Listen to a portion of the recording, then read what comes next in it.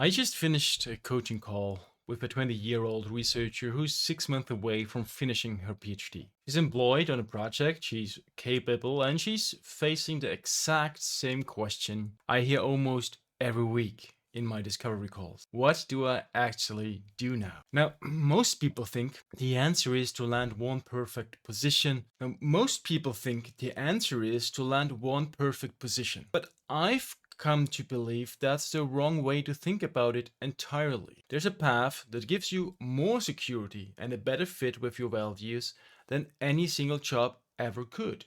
And it's called being an independent scholar. So that client is getting settled. She's 28 and she's starting to look at what comes next. 6 months is actually a sweet spot for this kind of coaching.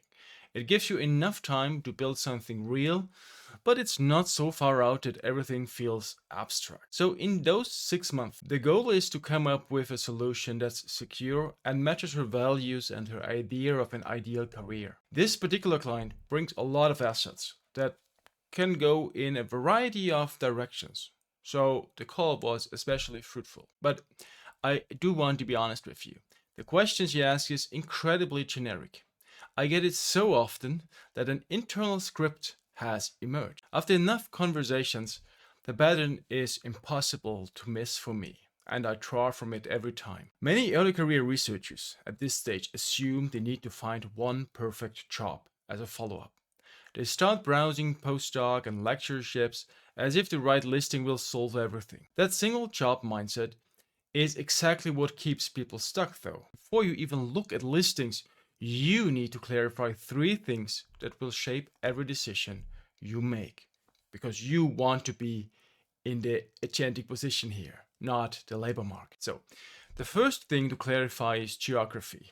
And it's more important than most realize. I think if you're completely flexible about where you live, an academic career is actually one of the easiest paths you could choose.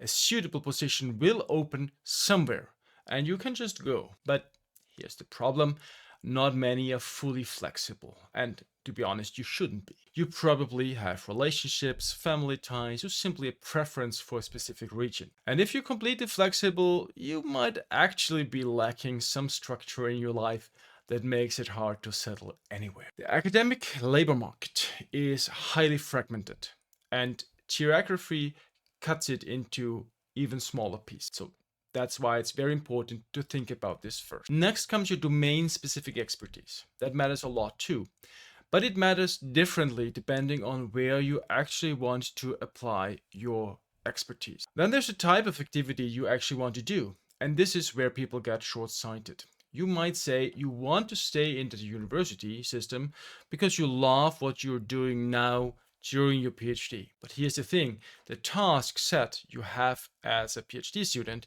is not the task that you will have going forward, even at university. So factor this into your planning. Now, my client worked on a specific research project with zero teaching and zero admin. A senior lecturership or professorship looks completely different in terms of what you do, right? There's teaching, there's administration, and there's a constant pressure to secure funding. So before you apply to anything, you need to think about which qualities you want to carry forward and which ones you want to develop for that further positions, like for instance, leadership capability. So once you've clarified those three things, then you can start exploring where to bring them to life. And this is where the frame starts to expand. The usual instinct is to check university job boards, but the world is, of course, much bigger than that. And I don't actually mean it in the geographical sense. So check out extra research centers that are not affiliated with a university. Many of them run excellent programs and need people with deep research skills. Check out NGOs, which often have surprisingly strong research departments. For instance, a historian might find that their research on contested heritage becomes consulting work for a major institution that needs that exact expertise. Depending on your field, the private sector might have a lot to offer for research activities as well. Look at universities of applied science also, other teaching institutions, and more entrepreneurial pathways. There are so many options. Now, the good thing is that your research skills are probably useful across all of these settings. As I always say, the dissertation is not the product of your PhD, it's you. You are the main product and you can carry forward all those competences that you've learned. So you don't actually need to choose one path. You can mix them. You can build one identity that comprises all of them. And that might sound strange if you've been trained to think about job titles and like linear careers in academia that lead to professorship. But this mixed approach isn't a fallback. It's a deliberate strategy, actually one that I've set out with in the beginning as well, even though I'm a professor now. It's a deliberate strategy that can give you more of what you actually want. And I think this is what matters most. The portfolio career model, if you would call it that way, where you combine multiple streams of income across different types of work, is becoming more recognized as a real option for PhD qualified people. One framework breaks it down into 3 moves. You can teach it, you can consult it, or you can represent it. You might do part-time teaching at one institution while consulting for an NGO and representing your research area at a policy forum. All of that is possible, and it all counts as a real career. So this is where the independent scholar model comes in, which I used as a platform to design my own career from the start. Because this is what you could call this mixed identity, which I think is more secure than one full-time position. So here is what it actually looks like in practice. You work on one research project with a university, you do external teaching with another university or maybe teaching institution. And you have practices where you sell your expertise maybe more directly to other research projects or companies on an hourly or project basis. All of that is fine, and it all belongs to this one coherent career of being an independent scholar. Now, the major objection I hear is that people just don't think in these terms. We've been conditioned to believe that one position should cover everything. You get one employer, one paycheck, and one clear job title. But one position almost never covers everything you actually want to do. Diversification doesn't mean you're scattered. It means you're drawing on different parts of your expertise in different contexts.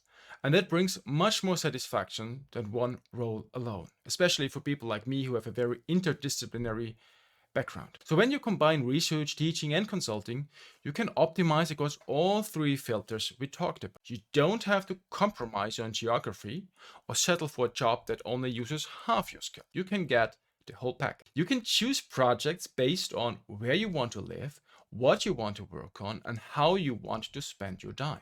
This is not piecing together random side jobs, right? This is intentionally building a career that fits. So the independent scholar path lets you keep one foot in academia while exploring other venues on your own terms. You're expanding where your expertise shows up without leaving the academic world behind. That by doing so, security is actually found when you have many positions that individually might not be that secure, but cumulatively create real stability. So one full-time position feels safe because it comes with a contract and a single paycheck. But if that grant ends, or that department closes, or that restructuring happens, you're fully exposed. When your income and your identity are tied to one institution, you have no buffer. And I've seen this happen over and over again. In a portfolio model, however, if one project ends, you still have teaching and consulting income. You still have relationships in other places. So it doesn't really make that much of a difference. And the second point is just as important. One position usually doesn't satisfy everything you want to do anyway. Most jobs are some mix of tasks you enjoy and tasks you tolerate. And when you build multiple streams around your actual strengths and interests, you can achieve a mix of activities that truly fits your values and your strengths. So this type of career has the potential to be much more aligned with your personal preferences than one position on the market. The first step is to get acquainted with all the options that do exist in all those different contexts.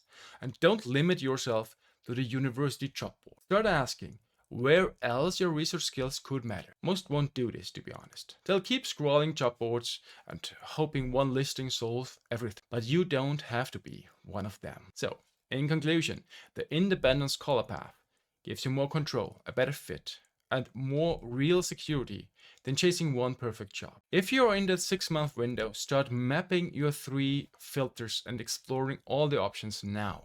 The sooner you see all the options, the sooner you can build something that actually fits you. And one last tip, everything that I just said, right? Just use this as a mental model, as a kind of a platform to guide your thinking. You don't have to be too scattered. Just be a bit more flexible in thinking about what your career is, and that it's okay to have multiple sub identities, so to speak, that make up your career as a whole. Subscribe for more on building a self directed academic career and achieving academic